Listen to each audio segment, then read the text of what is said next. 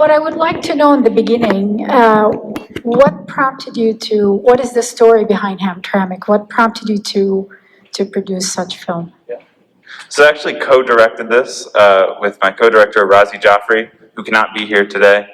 But he wishes he was, especially when I sent him photos of the theater. But, you know, we met actually in 2016. I was working on a project around underrepresented voices in democracy. And I was in Michigan, and I met him through a friend. And he was a photographer, and he introduced me to a lot of Muslim activists in the area. And we watched the results come in from that election together. And kind of thought, like, what do we do now?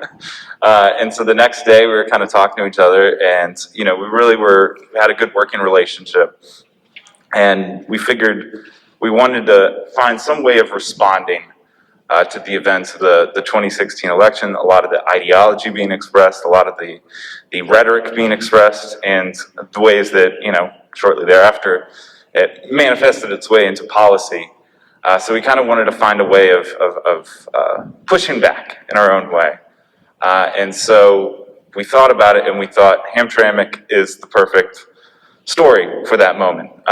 You know, especially setting it in democracy and using the democracy as a vessel of pushing back against maybe not the most democratic ideology that was being spouted at the time.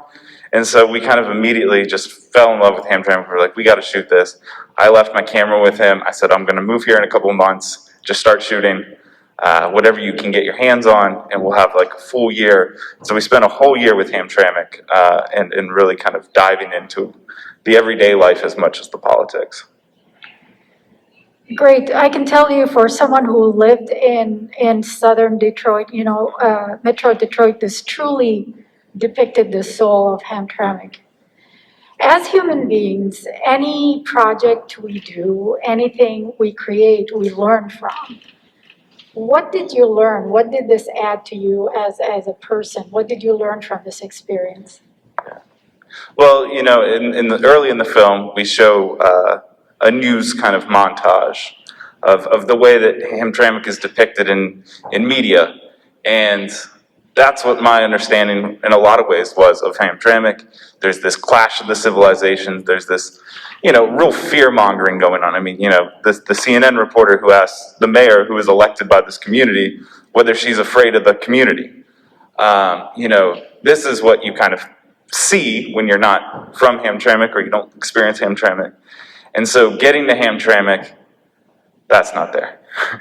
And you feel it kind of immediately. You know, you just immediately fall in love with the place. I mean, you know, even the basic question of, or the basic idea that gave Hamtramck this fame is that it's the first Muslim majority city in America. But if you actually look at how they even organize politically, there is the Bangladeshi American Political Action Committee.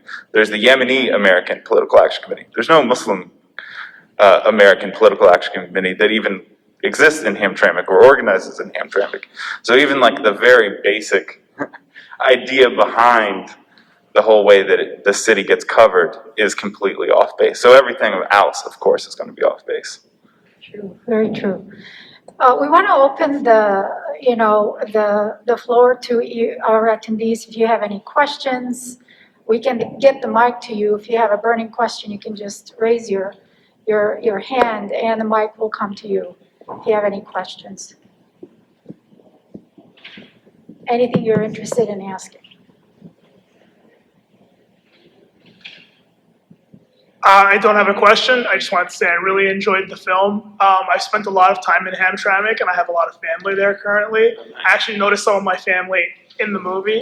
Oh, really? Yeah, I did. I didn't know they were in there. So it was really well done. I think you really represented the city of Hamtramck well. So I really enjoyed it. Thank you. Thank you very much. Please tell your family. Yeah. You know, it's funny because we kind of joked at a certain point. We're like, this kind of feels like a video yearbook for the city in a way.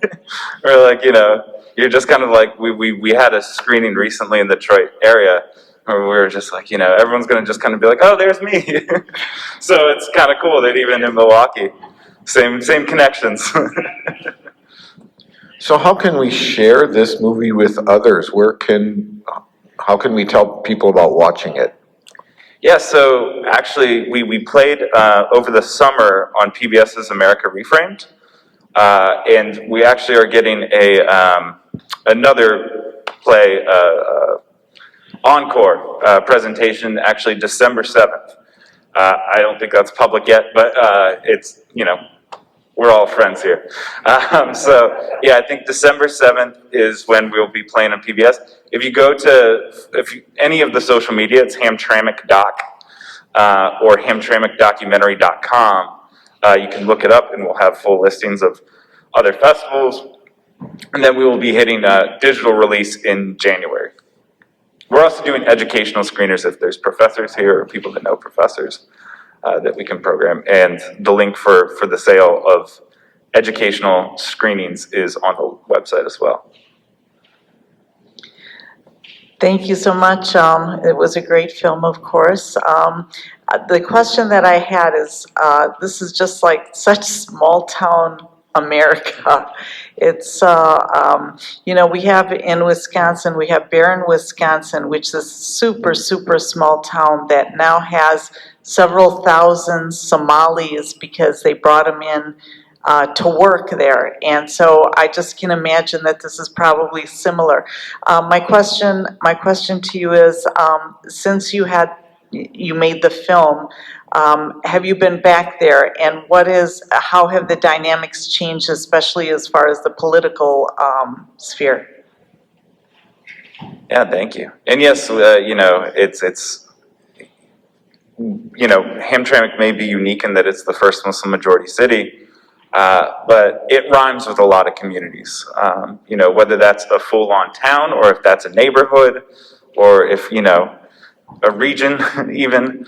A lot of communities across America, it definitely can relate, and I think it's also a microcosm for the changes in America that we're undergoing. Like I said, this was inspired off of the presidential election of Donald Trump and this attitude of fighting against it instead of embracing it and really accepting and appreciating the many benefits that come with multiculturalism.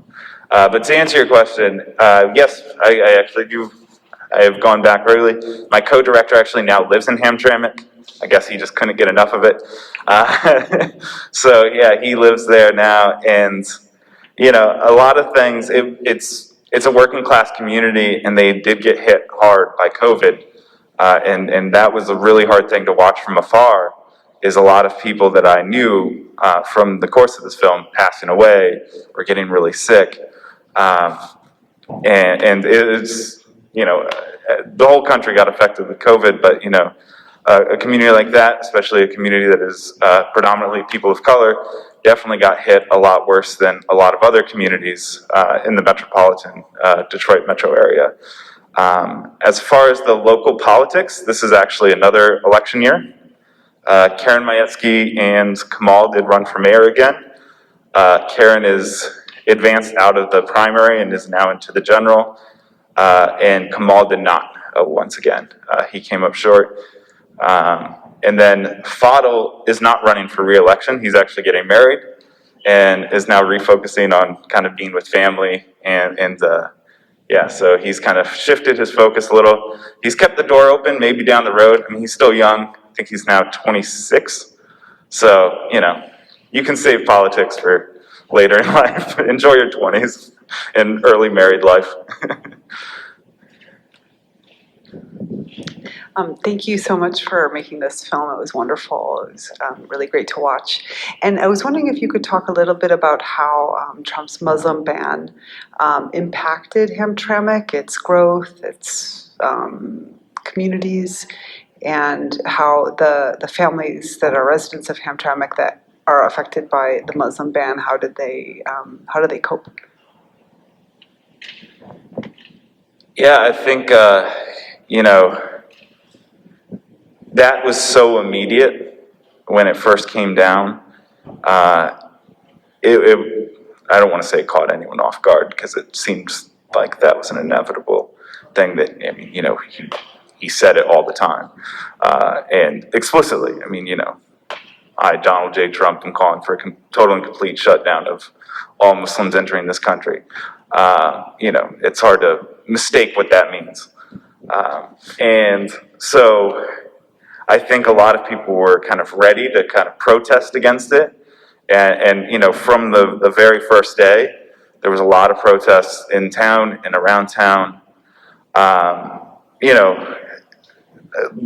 kind of show a little bit of it in the film as well. And definitely, especially in the Yemeni community, a lot of people were affected. A lot of, relatives were stuck abroad, kind of in that limbo that really kind of put a lot of us at disadvantages. It's a small town, and, city council kind of had a resolution to kind of speak out against it. But it's just a small town. There's not a whole lot of power in that. But there is that support that they felt, I hope. At least they were doing a voice. Yeah. So they definitely, you heard a lot of kind of mobilizing forces against it. But yeah, it was definitely something that really affected that community. And also, for the Yemeni community as well, another protest that you see a lot, and a lot of people affected, is the U.S. policy backing the involvement in the Yemeni war, and the proliferation of drone warfare there as well is something that definitely affects that community, unfortunately. Hi there. Thank you so much for making this film. I really enjoyed it. I ethnically belong to the Sikh community, and a lot of love to my Muslim brothers and sisters for just the onslaught of continued violence. My heart and my strength always is in solidarity with my Muslim brothers and sisters. I am so inspired by this film. I belong to California Central Valley, where Punjabi is like the third most spoken language in a lot of cities. In some places, it's the second most spoken language in a lot of cities and counties. And this film really kind of gave me like a glimpse into the future almost, where there's this. There's so many ways to look at it. I guess you could say is the vote being split by two candidates? And if there was one candidate, could we have really won, a Muslim mayor in a town where the Muslim majority exists? But then we still have this very empathetic and caring mayor who is trying to bridge, communities, and is really trying to understand the locals and is emotional about it. And then you have kind of like the dynamics of the city council, and then you can talk about the many layers of like the diaspora, and a candidate that went to high school there, but then a candidate who is clearly, who has joined the diaspora sooner. And so it gives me like a really just vivid glimpse into like the near future for communities where I organize. So I'm just, processing a lot of it. I have a lot of questions, and I'm taking a lot of information back, and I can't wait to hopefully show this, and when it premieres, show it to the many communities where I call home, and a lot of the youth. And so I think there was, it was just something that highlighted just a beautiful coexistence, where, something as unique as a Muslim majority does exist, no matter how much folks are minoritized in America today. So thank you so much. Thank you. I did kind of want to comment on it, because I do think, in that primary especially, you see the split between two Bangladeshi candidates, where they kind of know that they're facing each other. Neither one of them, I don't think, really was thinking I'm facing Karen yet. They were thinking I'm facing for the community. But I'd also say, when Karen wins the general, she couldn't have done that without the Bangladeshi community and the Yemeni community and the Pakistani community, Bosnians, all these different communities that make up the city. I mean, the largest ethnic community is probably Yemeni. That's still probably a quarter. And so, I think that in a lot of the coverage, again, going back to that, you see it as if everyone's kind of siloed away from things, but I think it really kind of shows the maturity of voters and the responsibility that they take to democracy. I would say that that community really takes democracy seriously in the ways it advocates for itself in politics and outside of politics in the everyday of the community. So yeah, I really appreciate that. This is definitely something we wanted to do. We wanted to give the voice back to the community and kind of let them speak for themselves and leave it kind of more general and not try to like put our own thing on it. We kind of wanted them to kind of lead us more. It certainly highlights at the end that no matter what our ethnic background is or who or what we worship, at the end, where our food is coming from, who's going to fix our roads, is our water clean, that's our day-to-day, things that we worry about, and who's going to make that better for us. That's what, politics should be about. So that leads me, it's a segue to, my question, if I may. We know that Islamophobia was basically there to rally people, to stoke fear, and it was a card basically played to sort of divide people, yet bring people to one camp or the other. Do you see this still being a card that's going to be played in the future in politics? Unfortunately, yeah. I think that still has a lot of purchase within certain areas of the country or certain communities of the country. Unfortunately, yeah, I think, it definitely carries. And I think, Biden did not defeat that. Trump did not. It doesn't end with Trump. It doesn't end with Trump. I think he rode a wave. I don't think he created the wave, but he certainly stoked the flames of it. And yeah, so hopefully, we wanted to kind of have this film to kind of maybe be a counter narrative, but it doesn't, a film alone will not change that. I definitely think it takes a lot of people getting out and kind of, It's still speaking to those. It's still a drop, though, that would create ripples. And Yeah. the more ripples we create, the more we can, enlighten more people. Right. To a cause. Yeah, I think it's a starting point for us. Rozzy and I, when we talked about this, we really wanted to bring this to communities that were not, liberal areas or stuff like that. We wanted to go to more rural communities. I went to school in rural Virginia for high school, and that is not, not Biden country. Not a whole lot of Democrat votes out that way. I try to you try to advertise your film and stuff to people, but I really try to reach out to high school friends and be like, hey, this is what I want you to watch. Like, if you could do me a favor, to really kind of try to push the needle on some things. That's only a handful of people, but it's definitely a starting point, and it's ways that I've had some awkward and difficult conversations last summer, but it felt good to kind of be there, because there isn't that narrative, and there's one narrative in that community, and it may be ignorant, but I don't think it's necessarily I think if you believe in a better world, you have to believe that people can be capable of changing, and so I think that's takes a lot of difficult conversations, and oftentimes it should be led by someone who looks like me and grew up in those communities to really kind of start it and take the responsibility on. Yeah, I mean, if someone like me would make a story like this, it won't be as credible. Right. Unfortunately, but yeah, I think with that, that's what I loved about working with Rozzy. Rozzy is Muslim.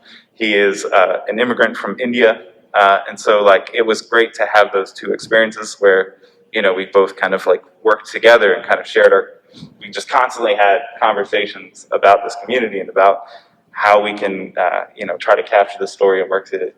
And so, he was an awesome guy to learn from, and we learned a lot together. So it was really great. anybody else?